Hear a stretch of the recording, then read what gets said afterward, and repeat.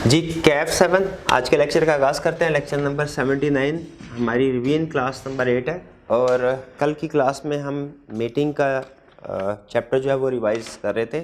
Chapter चूँकि ज़रा थोड़ा लेंथी है इसलिए हमने इसको दो हिस्सों में डिवाइड कर दिया। आज हम रिमेनिंग हाफ को डिस्कस करेंगे, लेकिन आगे चलने से पहले मैं क्विकली चंद एक क्वेश्चन आपसे पूछना चाहता हूँ। कल जो हमने स्टडी किया था उसकी क्विक सी एक रिवीजन कर लेते हैं। हमने स्टडी किया इस चैप्टर में मीटिंग्स तीन तरह की हो सकती हैं: general meeting, statutory meeting, annual general meeting और एक्स्ट्राऑर्डिनरी जनरल मीटिंग। और कुछ प्रोविजन ऐसी हैं जो कि हर तरह की मीटिंग के ऊपर एप्लीकेबल है। उनमें से एक है नोटिस। हर तरह की कोई भी टाइप ऑफ जनरल मीटिंग होगी उसका नोटिस सेंड किया जाएगा। उस नोटिस की रिक्वायरमेंट्स क्या है, नोटिस में क्या क्या इन्फॉर्मेशन इंक्लूड की जाएगी या कौन कौन सी इन्फॉर्मेशन इसके साथ अटैच की जाएगी, डेट, टाइम, प्लेस और इसके अलावा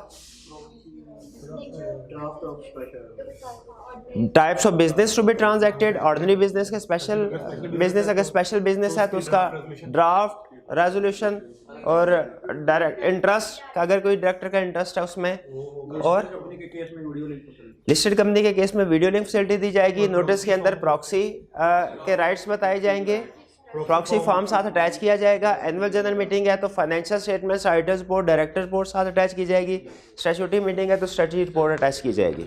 अच्छा, अगर हमने किसी मेंबर्स को भेजना है, नोटिस ऑफ मीटिंग भेजना है मेंबर्स को, तो कैसे भेजेंगे, किस एड्रेस पे भेजेंगे? रजिस्टर्ड एड्रेस या कम्युनिकेशन एड्रेस। और अगर कमीशन को मेंबर ने कंपनी को नोटिस भेजना है तो फिर कंपनी के रजिस्टर्ड ऑफिस में, बिल्कुल। और अगर मैनर ऑफ सर्विंग नोटिस, यानी नोटिस सेंड करने का तरीकाकार क्या हो सकता है? Against acknowledgement, registered post, electronically और other specified manner. Joint shareholder के केस में क्या रूल है, किसको नोटिस सेंड किया जाए? फर्स्ट नंबर पे होगा, शाबाश। नोटिस मीटिंग का कब भेजा जाएगा? 21 डेज बिफोर मीटिंग। लेकिन क्या शॉर्टर नोटिस सेंड किया जा सकता है? किस केस? अनलिस्टेड के केस में एक्स्ट्राऑर्डिनरी जनरल मीटिंग कंडक्ट करवानी हो और ऑल मेंबर्स एग्री करें तो 21 डेज से शॉर्टर नोटिस भी सेंड किया जा सकता है मीटिंग कंडक्ट करवाने के लिए। और नोटिस सेंड किया गया, फर्ज कीजिए केजीएम का नोटिस सेंड किया गया 21 दिन पहले, उसमें कोई मेंबर अपनी रेजोल्यूशन ऐड करवाना चाह रहा है, क्या करवा सकता है? करवा सकता है। क्या तरीकाकार है? 10% वोटिंग पावर होनी चाहिए और एटलीस्ट 10 डेज पहले मीटिंग से वो रेजोल्यूशन सेंड करे कंपनी को। चेयरमैन कौन होगा कंपनी का, मीटिंग का? जो बोर्ड का चेयरमैन है वही मीटिंग का चेयरमैन होगा। अगर वो प्रेजेंट या विलिंग नहीं है तो कोई भी डायरेक्टर में सिलेक्ट कर लिया जाएगा। अगर वो भी प्रेजेंट या विलिंग नहीं है तो मेंबर्स में से कोई चेयरमैन इलेक्ट कर लिया जाएगा। स्टैट्यूटरी मीटिंग, स्टैट्यूटरी मीटिंग कौन कौन सी कंपनीज कंडक्ट करवाती हैं? Statutory meeting every public company having share capital R private company which is converted with in 1 year. ठीक है। और कितने अरसे में स्टैट्यूटरी मीटिंग कंडक्ट करवानी होती है? Within 9 months from date of incorporation और 180 days from commencement of business whichever is earlier. एक केस में स्टैट्यूटरी मीटिंग रिक्वायर्ड नहीं होती पब्लिक, एजीएम अगर पहले कंडक्ट करवा ली जाए स्टैट्यूटरी मीटिंग से। ठीक है जी। स्टैट्यूटरी मीटिंग में डिस्कस क्या होगा? Statutory report. स्टैट्यूटरी रिपोर्ट के वो कौन से मैटर्स है जिनके ऊपर ऑडिटर रिपोर्ट देता है? शेयर अलॉटेड, कैश रिसीव्ड और रिसीट एंड पेमेंट अकाउंट। और इसके अलावा कौन कौन से स्टैट्यूटरी रिपोर्ट के एलिमेंट्स होते हैं? Particulars of directors, contracts that need modification और underwriting agreements, extent of carrying out underwriting agreements और कंपनीज अफेयर्स इन कॉर्पोरेशन। और इसको जो स्टैट्यूटरी रिपोर्ट है इसको अप्रूव कौन करेगा?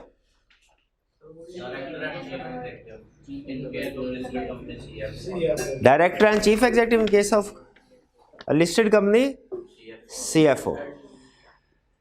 हो गया, हो गया, ठीक है। Annual general meeting, annual general meeting कब कंडक्ट करवाई जाएगी? फर्स्ट एनुअल जनरल मीटिंग है तो within 16 months from date of incorporation. Subsequent है तो within 120 days from close of और 1 इन ईच कैलेंडर ईयर। और ये आपको पता है 1 इन ईच कैलेंडर ईयर का एक मसला आता होता था। जब कब आता था मसला? जब ईयर एंड क्या होता था? जब ईयर एंड 30 सितंबर होता था। तो फिर उस सूरत में 120 डेज में नहीं बल्कि 31 दिसंबर से पहले मीटिंग कंडक्ट करवाना होती थी जी बिल्कुल। अच्छा, इसमें एक्सटेंशन मिल सकती है? कल एक्सटेंशन की बात नहीं हो सकी थी। कौन देगा एक्सटेंशन? अगर लिस्टेड कंपनी है तो कमीशन देगा, अनलिस्टेड कंपनी है तो रजिस्ट्रार एक्सटेंशन देगा। एजीएम में क्या डिस्कस किया जाएगा? ऑर्डिनरी बिजनेस, स्पेशल बिजनेस, या दोनों डिस्कस किए जा सकते हैं। ऑर्डिनरी बिजनेस तो जरूर डिस्कस किया जाएगा, स्पेशल और ऑर्डिनरी बिजनेस के एग्जांपल्स क्या है? Consideration of financial statement, consideration of auditors report, consideration of directors report, appointment and remuneration of auditor, election of directors, dividend. शाबाश। इसके अलावा क्या चीज़ रह गई? बस ये ठीक है, बाइक को ट्रांसफर कीजिए। अब हम चलते हैं, इनमें दो तरह के, एक तो नोटिस के बारे में डिस्कशन कर ली, फिर एजीएम के बारे में डिस्कशन कर ली, स्टैट्यूटरी मीटिंग के बारे में डिस्कशन कर ली। अब हम डिस्कशन करने जा रहे हैं एक्स्ट्राऑर्डिनरी जनरल मीटिंग के बारे में। ठीक है, एक्स्ट्राऑर्डिनरी जनरल मीटिंग जैसा कि नाम से जाहिर है कब कंडक्ट की जाती है? अगर साल के दौरान में ही कोई ऐसी सिचुएशन अराइज हो जाए जिसके लिए मेंबर्स की अप्रूवल जरूरी है, अर्जेंट मेंबर्स की अप्रूवल चाहिए, तो फिर एजीएम का इंतजार नहीं किया जाता, बल्कि एजीएम से पहले ही मेंबर्स की एक मीटिंग कंडक्ट करवा ली जाती है, जिसे कहते हैं एक्स्ट्रा ऑर्डिनरी जनरल मीटिंग। ये डेफिनेटली एक्स्ट्रा ऑर्डिनरी सर्कमस्टेंसेस में कंडक्ट करवाई जाती है।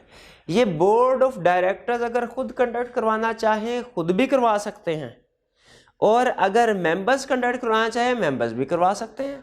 फॉर एग्जांपल, अगर मेमोरेंडम या आर्टिकल्स में अल्ट्रेशन की ज़रूरत है, ठीक है, फर्ज कीजिए रजिस्टर ऑफिस किसी जगह चेंज करना है, या फॉर एग्जांपल जो बोरोइंग लिमिट है उसको एक्सटेंड करना है, तो मेमोरेंडम या आर्टिकल में किसी भी किस्म की चेंज, तो डायरेक्टर्स कॉल करेंगे एक्स्ट्राऑर्डिनरी जनरल मीटिंग।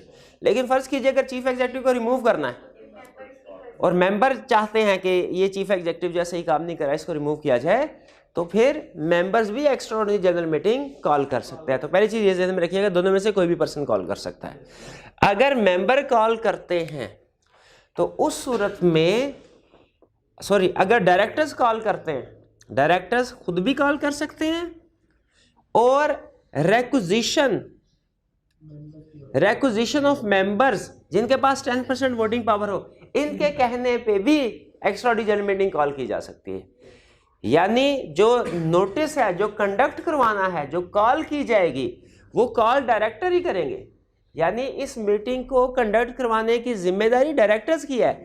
वो अपनी मर्जी से भी एक्स्ट्राऑर्डिनरी जनरल मीटिंग कंडक्ट करवा सकते हैं, और अगर मेंबर्स उनको रिक्वेजिशन, एप्लीकेशन, रिक्वेस्ट सेंड करे, तो फिर मेंबर्स की रिक्वेस्ट पे भी डायरेक्टर्स ही एक्स्ट्राऑर्डिनरी जनरल मीटिंग कंडक्ट करवाएंगे।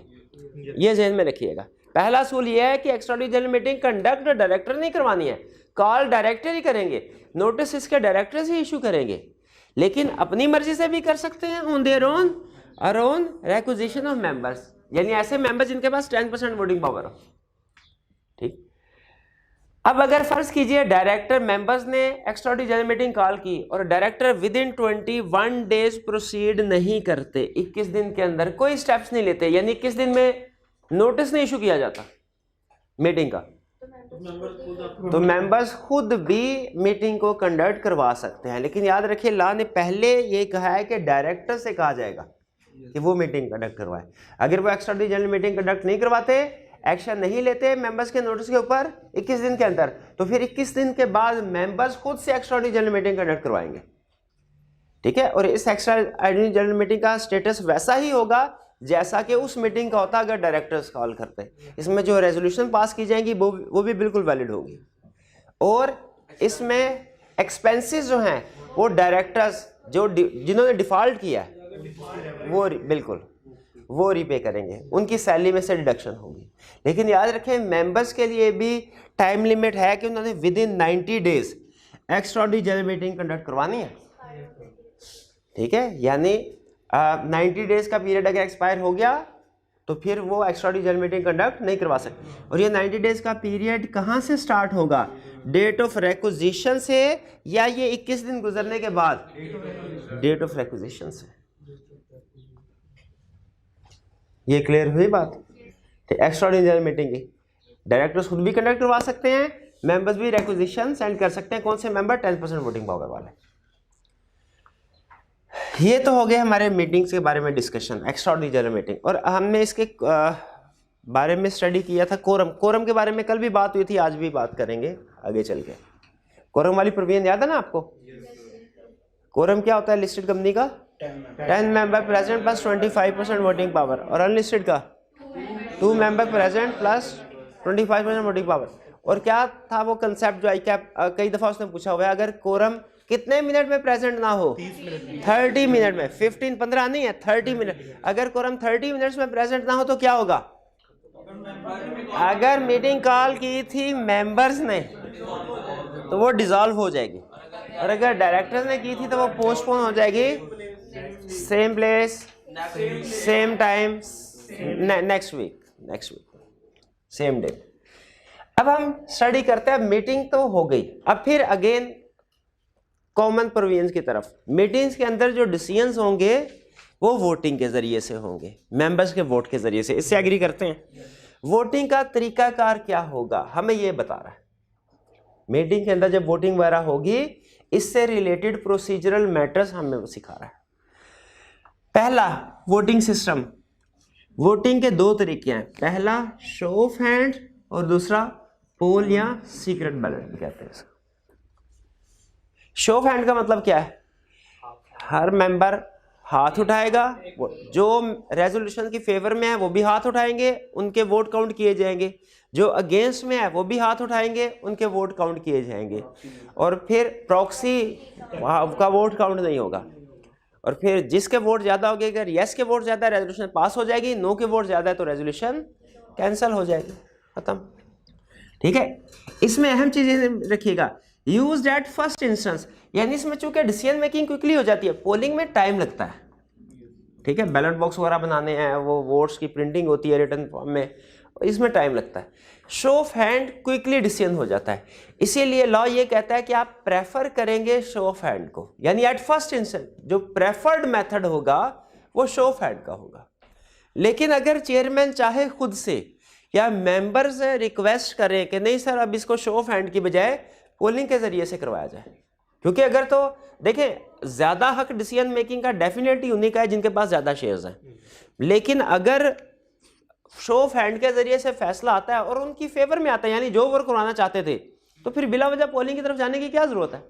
शो ऑफ हैंड के जरिए फैसला।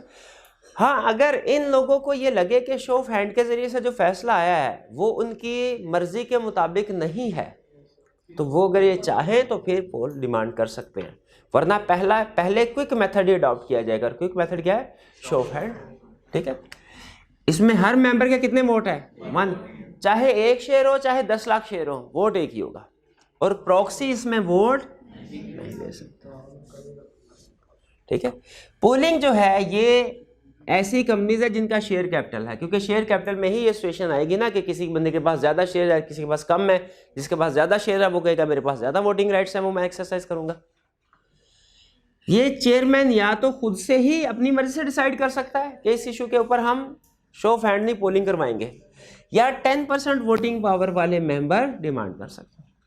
अच्छा, अगर मैं आपसे पूछूं कि एक मेंबर है मिस्टर ए, उसके पास 10% वोटिंग पावर है, लॉ उसे किन किन चीज़ों की इजाज़त देता है, कौन कौन से ऐसे राइट्स हैं जो अब उसे मिल जाएंगे, आप उसकी एक अलग से लिस्ट बना सकते हैं? उसमें ये पॉइंट भी आ जाएगा, उसमें ये भी आ जाएगा, उसमें जो कल पढ़े थे वो भी आ जाएंगे। ठीक है, हाँ, वेरिएशन वाला वो, हालांकि वो अलग, असल में फ़र्क क्या है इस क्वेश्चन में और बाकी क्वेश्चन आपको किसी एक जगह पे इकट्ठे मिल जाते हैं। इस क्वेश्चन में आपको मुख्तलिफ जगहों पे कंसेप्ट उठाना पड़ता है, ये आपको किसी एक जगह पे नहीं मिलेगा। इस तरह का क्वेश्चन वो CFAP लेवल पे टेस्ट करता है, जो कॉर्पोरेट लॉज है, इस लेवल पे उसने अभी तक टेस्ट नहीं किया, लेकिन मैंने वैसे ही आपसे पूछ लिया, अगर कभी इस तरह का क्वेश्चन आ जाए तो आप लिख सकते हैं ना, क्योंकि ये आपको किसी एक जगह पे इकट्ठा नहीं आंसर मिलेगा। ठीक है, मुख्तलिफ जी, कि बताइए एक मिस्टर ए है, उसके पास 12% वोटिंग पावर्स हैं, 12% शेयर होल्डर है, बताइए वो क्या क्या एडिशनल राइट्स हैं जो इस शेयर होल्डर को एक आम शेयर होल्डर के मुकाबले में मिलेंगे। ठीक है, तो हम उसे बताएंगे कि ये कोर्ट में अप्लाई कर सकता है, ये एक्स्ट्राऑर्डिनरी जनरल मीटिंग कॉल कर सकता है। ठीक है, वीडियो लिंक वाली बात, यानी वो सारे जो जिस जगह पे 10% वाली बात हुई है मेंबर्स की, हम वो पॉइंट लिखते हैं। बहरहाल आगे चलते हैं। 10% इसमें हर मेंबर का वोट होगा एक नहीं proportionate to share holding. Proportionate to share holding का मतलब क्या है? जिसकी शेयर होल्डिंग ज्यादा है उसके पास वोटिंग पावर ज्यादा होगी, जिसकी शेयर होल्डिंग कम है वोटिंग पावर कम होगी। ठीक है जी। प्रॉक्सी जी फ्रैक्शनल वोट कंसीडर नहीं किया, यानी अगर कैलकुलेशन करते हुए कोई पॉइंट आ जाते हैं 7.34 तो 3.34 को कंसीडर नहीं किया जाएगा। वोट एक पूरी गिनती में होते हैं, या 7 होंगे या 8 होंगे। 7.8 है तो फिर कितने 7 होगा। Fractional vote are not consider का मतलब फ्रैक्शन कोई भी आ जाए, उसने ये नहीं कहा था कि राउंड ऑफ किया जाएगा। राउंड ऑफ उसने कहा फ्रैक्शनल वोट को हमने काउंट ही नहीं करना। टाइम ऑफ टेकिंग पोल, अगर डिमांड किया पोल को 10% मेंबर्स ने या चेयरमैन ने, तो किस वक्त पोल कंडक्ट करवाया जाए? 2 तरह के पोल्स इमीडिएटली कंडक्ट करवाए जाते हैं, बाकी के लिए 15 डेज का टाइम। चेयरमैन का इलेक्शन और एडजर्नमेंट ऑफ, और इन दोनों की नेचर ही ऐसी है, ये ऑन द स्पॉट होने हैं डिसीजन। हाँ जी, होंगे तो आगे चलेगा काम। और जो बाकी मैटर्स के लिए पोलिंग है उसके लिए कितना टाइम है? 14। और आपको याद है एक कंसेप्ट, एडजॉर्न मीटिंग में जो रेजोल्यूशन पास होती है उनकी इफेक्टिव डेट क्या है? या मीटिंग के बाद जब पोलिंग होगी उसमें जो डिसीजन हुआ उसकी इफेक्टिव डेट क्या है? एडजॉर्न मीटिंग में जो रेजोल्यूशन पास होती है, फर्ज कीजिए 1 तारीख को मीटिंग हुई एजीएम, एडजॉर्न हो गई और वो हुई फिर 10 तारीख को। अब 10 तारीख को जो रेजोल्यूशन पास हुई उनकी इफेक्टिव डेट क्या है? ओरिजिनल मीटिंग की डेट 1 या के बाद वाली 10। एडजॉर्न मीटिंग में जो रेजोल्यूशन पास होती है वो इफेक्टिव तो है, लेकिन उनकी डेट क्या होगी? 10 तारीख, जिस दिन वो पास हुई हैं, उससे पहले वाली नहीं, यानी 1 वाली नहीं। और अगर यही केस होता है कि 1 तारीख को मीटिंग हुई, अब मीटिंग एडजॉर्न नहीं हुई, कंप्लीट हुई है, लेकिन उस पर फैसला ये हुआ था कि एक इशू के ऊपर पोलिंग करवाई जाएगी, पोलिंग 10 तारीख को हुई। अब जो पोलिंग हुई इसकी इफेक्टिव डेट क्या होगी? ओरिजिनल मीटिंग की 1 तारीख, ठीक है, क्योंकि 10 तारीख को कोई मीटिंग नहीं हुई, पोलिंग हुई है। ये टाइम ऑफ टेकिंग पोल, ये 2 केसेस याद रखिएगा जिनमें हमने इमीडिएटली डिसीजन करना है, वरना इनके अलावा 14 डेज का टाइम है पोल कंडक्ट करवाने के लिए। नेक्स्ट कंसेप्ट हमारा प्रॉक्सी। प्रॉक्सी होता क्या है? प्रॉक्सी और रिप्रेजेंटेटिव, पहले तो मुझे बताइए दोनों में फर्क क्या है? प्रॉक्सी और रिप्रेजेंटेटिव में फर्क क्या है? प्रॉक्सी है जब कोई पर्सन, नेचुरल पर्सन मीटिंग को अटेंड ना कर सके और अपनी जगह पे किसी दूसरे बंदे को भेजे, उसे कहते हैं प्रॉक्सी। वो जो दूसरा बंदा आ रहा है मीटिंग अटेंड करने, उसे कहते हैं प्रॉक्सी। और रिप्रेजेंटेटिव किसको कहते हैं? अगर कोई बॉडी कॉर्पोरेट, कंपनी या फेडरल गवर्नमेंट वगैरह, अगर कोई बॉडी कॉर्पोरेट मीटिंग को अटेंड ना कर, और वो नहीं कर सकती खुद से, वो तो कभी भी नहीं, बॉडी कॉर्पोरेट चूंकि मीटिंग को अटेंड नहीं कर सकती, इसीलिए वो अपने बजाय अपने बिहाफ पे किसी नेचुरल पर्सन, इंडिविजुअल्स को मीटिंग अटेंड करने के लिए भेजते हैं। तो जो बॉडी कॉर्पोरेट के बिहाफ पे इंडिविजुअल आता है मीटिंग को अटेंड करने के लिए, उसे कहते हैं रिप्रेजेंटेटिव। और जो इंडिविजुअल किसी नेचुरल पर्सन के बिहाफ पे आता है उसे कहते हैं प्रॉक्सी। ठीक है, प्रॉक्सी। प्रॉक्सी की रिक्वायरमेंट्स क्या है? पहले प्रॉक्सी स्टडी करते हैं, फिर उसके बाद रिप्रेजेंटेटिव के बारे में स्टडी करेंगे। प्रॉक्सी की रिक्वायरमेंट्स क्या है? प्रॉक्सी का मेंबर होना लाजमी है। लॉ कहता है प्रॉक्सी का मेंबर होना लाजमी है, लेकिन अगर आर्टिकल्स अलाउ करें तो एक नॉन मेंबर को भी प्रॉक्सी अपॉइंट किया जाता है। केस स्टडी में अक्सर पूछ लेता है कि मिस्टर ए ने मिस्टर बी को भेजा प्रॉक्सी के तौर पे और मिस्टर बी शेयर होल्डर नहीं है। याद रखें, प्रॉक्सी का शेयर होल्डर होना लाजमी अगर आर्टिकल्स में लिखा हुआ है। हम ये लिखेंगे अगर तो आर्टिकल्स ने इजाजत दी है कि नॉन मेंबर भी प्रॉक्सी अपॉइंट हो सकता है, तो फिर प्रॉक्सी का शेयर होल्डर होना जरूरी नहीं है। लेकिन अगर आर्टिकल्स साइलेंट है इस इशू के ऊपर, तो लॉ क्या कहता है कि प्रॉक्सी मेंबर ही होगा, किसी एक मेंबर को ही प्रॉक्सी अपॉइंट कर सकते हैं, बाहर के बंदे को नहीं कर सकते। अगर जी हाँ, वो डबल वोट देगा, बिल्कुल। जैसे शो ऑफ हैंड होगा तो बताइए कितने वोट देगा? वो एक क्यों, एक तो उसका जो एक अपना और एक उसका नहीं वोट देगा। हाँ, शो ऑफ हैंड में proxy can not vote, polling में डबल वोट देगा, एक अपने शेयर्स के और दूसरा वो जिसके बिहाफ पे आया उसके। अगर एक से ज्यादा प्रॉक्सीज को पॉइंट कर दिया जाए, एक से अगर एक प्रॉक्सी को पॉइंट किया और पता चला कि वो बीमार है, तो फिर क्या दूसरे प्रॉक्सी को पॉइंट नहीं किया जा सकता? एक से ज्यादा प्रॉक्सीज को किसी सूरत में पॉइंट नहीं किया जा सकता। अगर पॉइंट किया जाएगा तो पहले वाला प्रॉक्सी वैलिड या दूसरे वाला, दोनों वैलिड। और प्रॉक्सी फॉर्म कब सबमिट करवाना है? 40। और उस फॉर्म के ऊपर लाजमी है जो नोटिस के साथ अटैच होता है, उसके अलावा किसी और तरीके से अगर आप फिल करेंगे वो वैलिड नहीं है। ठीक है, प्रॉक्सी फॉर्म बाकायदा फिल करके जो कि मेंबर या उसका ऑथोराइज रिप्रेजेंटेटिव साइन करे और वो किसको दिए जाए? कंपनी को सबमिट करवाया जाए। कब? 48, हाँ, विद इन 40 या at most 48 hours before general meeting. At most यानी कंसेप्ट समझ आ रहा है ना? एट लीस्ट 48 आवर्स बिफोर का मतलब है 48 आवर्स आर, हाँ, मोर, यानी 48 आवर्स से पहले नहीं, एक मिनट हरे, इसको एग्जांपल से समझते हैं।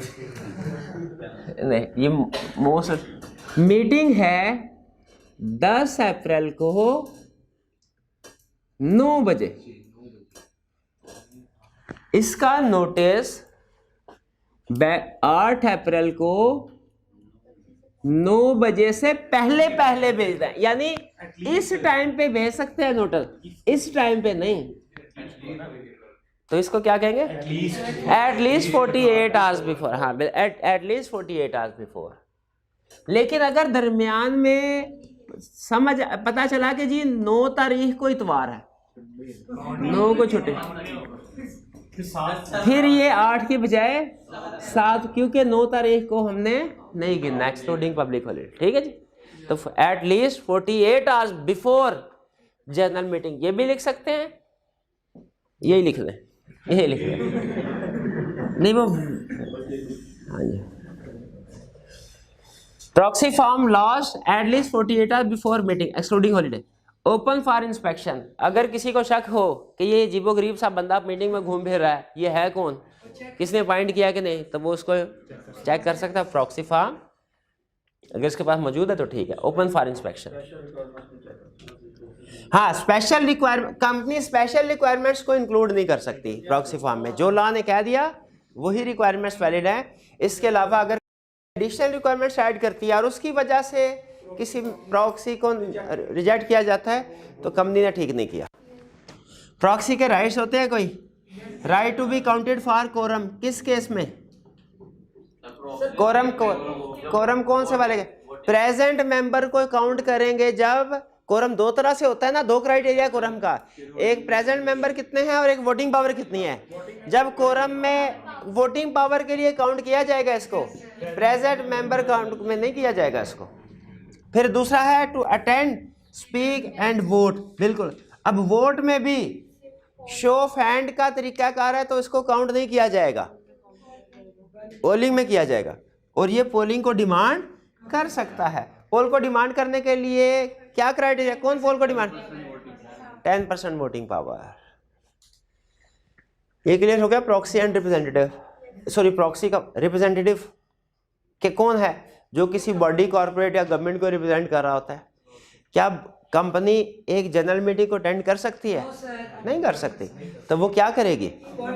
अपनी जगह पे किसी अपने नेचुरल पर्सन को, एनी इंडिविजुअल को सेंड कर दे। ये एनी इंडिविजुअल कौन होना चाहिए? कंपनी का सेक्रेटरी के, चीफ एग्जीक्यूटिव के डायरेक्टर। एनी का मतलब एनी इंडिविजुअल। तो हमें कैसे पता चलेगा अगर हम उस कंपनी में बैठे हैं जहाँ पे मीटिंग कंडक्ट हो रही है और कोई बंदा आके कहता है मैं दूसरी कंपनी का रिप्रेजेंटेटिव हूँ, हमें कैसे पता चलेगा? ये उसके बाद पावर ऑफ बोर्ड रेजोल्यूशन होगा।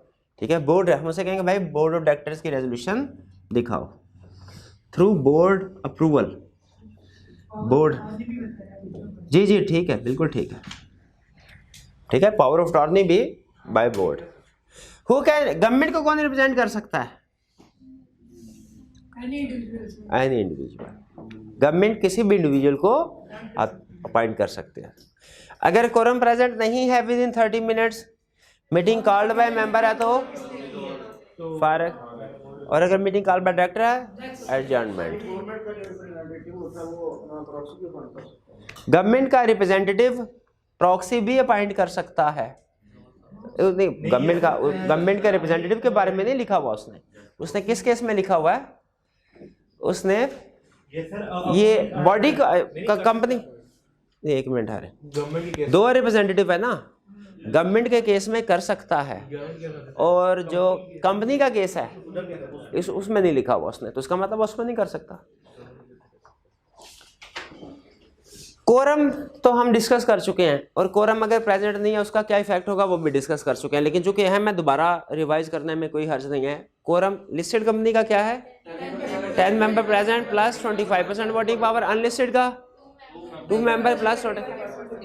और एक और भी था जिसमें लिखा हुआ था कि depend on articles as article specify, companies not having share capital, ठीक है, उनका कोरम जो है वो एज पर आर्टिकल्स होगा। और अगर कोरम 30 मिनट्स में प्रेजेंट नहीं होता, मीटिंग मेंबर्स की डिसॉल्व, डायरेक्टर्स की एडजॉर्न। रेजोल्यूशन थ्रू सर्कुलेशन, अच्छा ये क्या कंसेप्ट है रेजोल्यूशन थ्रू सर्कुलेशन, रिसेंटली उसने 1-2 दफा पूछा है ये, अगर मीटिंग नहीं कॉल हो सकती, और ये कंसेप्ट आपको याद करवा दूं क्या, डायरेक्टर्स में भी पढ़ा था, ठीक है, डायरेक्टर्स में भी था कि रेजोल्यूशन, अगर इस कंसेप्ट क्या बेसिकली, सम टाइम ऐसा होता है कि किसी वजह से बोर्ड मीटिंग या जनरल मीटिंग कंडक्ट नहीं करवाई जा सकती किसी भी वजह से, ठीक है, और फैसला करना लेकिन ज़रूरी है, तो इसका क्या तरीकाकार है, इसका क्या तरीकाकार है, सर्कुलेशन के जरिए से करवा। वैसे आजकल जो इनफॉर्मल मीटिंग्स होती हैं ना, उनमें क्या करते हैं भला, उनमें वीडियो कॉन्फ्रेंसिंग के जरिए से मीटिंग करवाई जाती है, ठीक है, वीडियो कॉन्फ्रेंसिंग की जाती है। कोई एक किसी मुल्क में बैठा है डायरेक्टर, दूसरा डायरेक्टर किसी मुल्क में बैठा है, एक मेंबर किसी और जगह पे, दूसरा किसी और जगह पे, और वो आपस में फिजिकली फर्ज कीजिए मीटिंग नहीं हो, वीडियो कॉन्फ्रेंसिंग के जरिए डिसीजन कर ले। लेकिन लॉ ये कहता है, जूम वगैरह के जैसे लॉ ये कहता है कि अगर आपने मीटिंग कंडक्ट नहीं करवानी तो सर्कुलेशन के जरिए से, क्योंकि असल में वो जो वीडियो कॉन्फ्रेंसिंग के जरिए से हो रहा था ना, बाय डेफिनेशन वो भी मीटिंग कंडक्ट हो रही है। याद है वीडियो कॉन्फ्रेंसिंग पढ़ा था ना, वीडियो कॉन्फ्रेंसिंग भी तब होगी जब मीटिंग कंडक्ट हो रही होगी। इनफॉर्मल मीटिंग आप ज़बानी कलाम में भी कर सकते हैं, वीडियो कॉल करके भी कर सकते हैं, लेकिन जो लीगल मीटिंग है उसका असूल ये है कि अगर आपने मीटिंग कंडक्ट करवानी है तो उसमें फैसले किए जाएंगे सारे, और उसको वीडियो लिंक फैसिलिटी के जरिए से दूसरे मेंबर्स को फैसिलिटी प्रोवाइड की जा सकती है। लेकिन अगर मीटिंग करवानी ही नहीं है, क्वेश्चन में उसने क्या दिया, मीटिंग को रूल आउट कर दिया बिल्कुल, तो और लेकिन रेजोल्यूशन पास करनी है, एग्जाम में याद रखेगा, केस स्टडी ऐसी बनाएगा, वो कहेगा कि मीटिंग कंपनी सेक्रेटरी ने कहा है कि मीटिंग कंडक्ट नहीं करवाई जा सकती, लेकिन ये डिसीजन करना जरूरी है, बताइए अब क्या करें, तो रेजोल्यूशन थ्रू सर्कुलेशन पास करेंगे, ठीक है। ये कंसेप्ट आपने एग्जाम में पहचानना है, ये कंसेप्ट पहचानना ही असल काम है, बाकी ये पॉइंट ही प्रोड्यूस करना मुश्किल नहीं है, ठीक है। कंसेप्ट मीटिंग नहीं हो रही लेकिन कोई डिसीजन करना है, कौन सी कंपनीज के लिए अलाउड है, अनलिस्टेड कंपनीज के लिए जिनके मेंबर्स की तादाद 50 मेंबर्स तक है, 50 तक है, और स्पेशल बिजनेस के लिए रेजोल्यूशन थ्रू सर्कुलेशन। हाँ जी, ऑर्डिनरी बिजनेस के लिए रेजोल्यूशन थ्रू सर्कुलेशन पास नहीं होगी, वो एजीएम लाजमी है। ये नहीं कि आप एजीएम को इन्वाइट कर दें कि एजीएम में जो मैटर्स है वो थ्रू सर्कुलेशन आएंगे, वो नहीं हो सकते। Special business resolution through circulation pass हो सकती है। सर्कुलेशन ऑल मेंबर्स को सेंड की जाएगी नेसेसरी डॉक्यूमेंट्स के साथ, सारे मेंबर्स इसको साइन करेंगे। एक दफ़ा जिसने साइन करके यस या नो कर दिया वो उसको रिवोक नहीं कर सकता, और इसका रिकॉर्ड किस मीटिंग के मिनट्स में रखा जाएगा, प्रीवियस या नेक्स्ट मीटिंग के मिनट्स में। सर ये अनलिस्टेड के साथ प्राइवेट कंपनी का भी वर्ड यूज किया पहले ही है। हाँ, अनलिस्टेड का मतलब है, अनलिस्टेड है तो उसके साथ अगर प्राइवेट है तो वो भी चल जाएगी, वो भी अनलिस्टेड ही होती है। Minutes of general meeting, general meeting के मिनट्स का क्या रूल है, बोर्ड मीटिंग के मिनट्स का क्या रूल था, रिटेन करना है 10 ईयर्स तक, भेजना किस किस को है, मेंबर्स को, और मेंबर्स को नहीं भेजना, बोर्ड मीटिंग के मिनट्स तो कॉन्फिडेंशियल होते हैं, वो मेंबर्स को नहीं सेंड किए जाते हैं, ठीक है, डायरेक्टर्स को सेंड किए जाते हैं जब वो रिक्वेस्ट करें या रिक्वेस्ट किए बगैर ही, रिक्वेस्ट किए बगैर। और कितने दिन के अंदर? 14 डेज, नहीं 14 डेज था, 7 डेज तो यहाँ पे आज जनरल मीटिंग है, वहाँ पे 14 डेज। चेक कर लें, फिर चेक कर लें, कंफर्म है, शाबाश। लेकिन यहाँ पे मिनट्स ऑफ जनरल मीटिंग है, जनरल मीटिंग के मिनट्स। ऑथेंटिकेट कौन करेगा? Chairman of the meeting. Minutes को ऑथेंटिकेट कौन करेगा? चेयरमैन। अच्छा, कौन सी मीटिंग का चेयरमैन? प्रीवियस।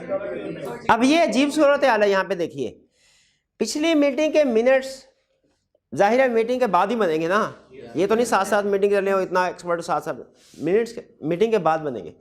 उनको प्रूव होना चाहिए सबूत के तौर पे कि ये कंपनी के ऑफिशियल डिस्कशन हुई थी।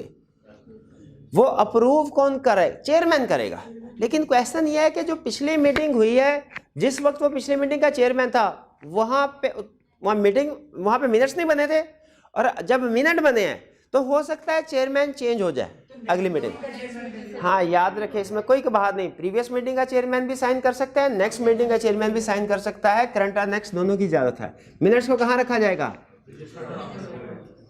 प्रिजर्व किया जाएगा, संभाल के रखा जाएगा। फिजिकली कितने अरसे के लिए? 20 ईयर्स के लिए, और इलेक्ट्रॉनिकली परमानेंट। कोई मेंबर इंस्पेक्ट करना चाहे कर सकता है, बिल्कुल कर सकता है, लेकिन कब कर सकता है? मीटिंग होने के 7 दिन के बाद। नहीं, मीटिंग होने के 7 दिन। एक है इंस्पेक्ट करना, एक है कॉपी लेना, दोनों में फर्क है। इंस्पेक्ट करने का मतलब क्या है? ये यहाँ पे रजिस्टर पड़ा है, मैं आके इसको देख रहा हूँ।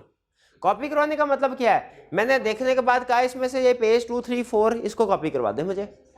इंस्पेक्शन 7 दिन के बाद किसी भी वक्त आके कर सकता है, लेकिन जो कॉपी लेनी है ना, उसके लिए उससे अलहदा से रिक्वेस्ट करनी पड़ेगी और फीस जमा करवानी पड़ेगी, और रिक्वेस्ट के 7 दिन के अंदर अंदर कॉपी। अब ये दोनों में फर्क है, इंस्पेक्शन है आफ्टर 7 डेज और कॉपी है with in 7 days of request.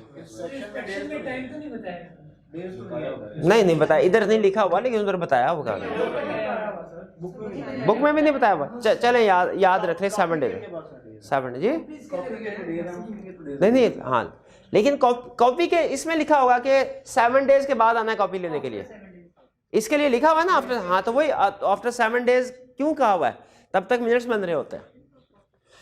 अगर आपने कॉपी लेनी है तो 7 दिन के बाद आएंगे और रिक्वेस्ट सेंड करेंगे, और फिर उसके 7 दिन के अंदर अंदर आपको कॉपी प्रोवाइड की जाएगी। लेकिन इंस्पेक्ट तो पहले भी कर सकते हैं। नहीं, इंस्पेक्ट बने नहीं होंगे उस वक्त, लाने और इंस्पेक्शन में टाइम है, बुक में नहीं है, इंस्पेक्शन में टाइम है 7 दिन का। क्या जनरल मीटिंग के मिनट्स वाइड डिक्लेयर हो सकते हैं? बिल्कुल हो सकते हैं। क्या तरीकाकार है? सेम जो कि इलेक्शन ऑफ डायरेक्टर्स का था और variation in share holder rights का। क्या था वो? भूल गया मैं। 10% वोटिंग पावर वाले मेंबर विद इन 30 डेज जाए कोर्ट के पास और क्या साबित करें? मटेरियल इरेगुलरिटी हुई नोटिस में या कंडक्ट ऑफ द मीटिंग में, ठीक है,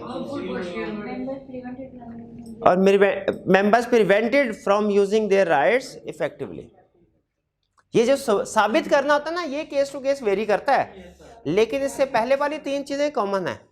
10% मेंबर, 30 डेज और कोर्ट को फाइल करना, ठीक है। तो ये 3 चीजों के साथ वो जो प्रूफ करना होता है ना, वो भी आपने लाजमी लिखना है, और वो केस टू केस वेरी करता है। केस टू केस वेरी करता है से क्या मुराद है? Variation in share holder right के केस में डिफरेंट है, इलेक्शन ऑफ डायरेक्टर्स इनवैलिड के केस में डिफरेंट है, जनरल मीटिंग को इनवैलिड करार देना है उसके लिए डिफरेंट है। स्पेशल रेजोल्यूशन की फाइलिंग होनी चाहिए मीटिंग में। बाजू का स्पेशल रेजोल्यूशन भी पास हो जाती है ना, उसको। अच्छा, ऑर्डिनरी रेजोल्यूशन रजिस्ट्रार को फाइल करनी है? नहीं, स्पेशल रेजोल्यूशन फाइल करनी है। यस, स्पेशल रेजोल्यूशन करना है, ठीक है। कब? अच्छा, इसको ऑथेंटिकेट कौन करेगा? डायरेक्टर्स।